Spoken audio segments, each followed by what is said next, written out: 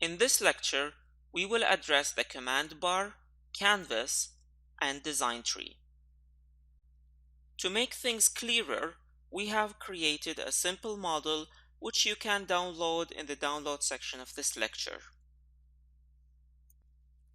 On the top, you can see the command bar. This has all the commands you will use to create your models.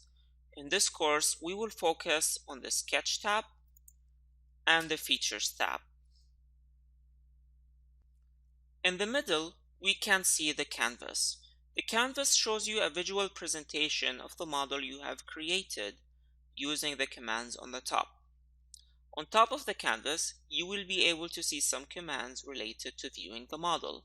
For instance, if you click on the display style icon, you will get different options of how you can view your model.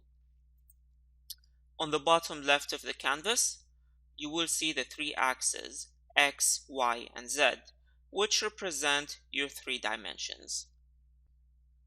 On the left, we see the design tree. The design tree shows all the features and sketches used to create the model. So in this case, we can see that we use 2 sketches and 3 features to create the displayed model.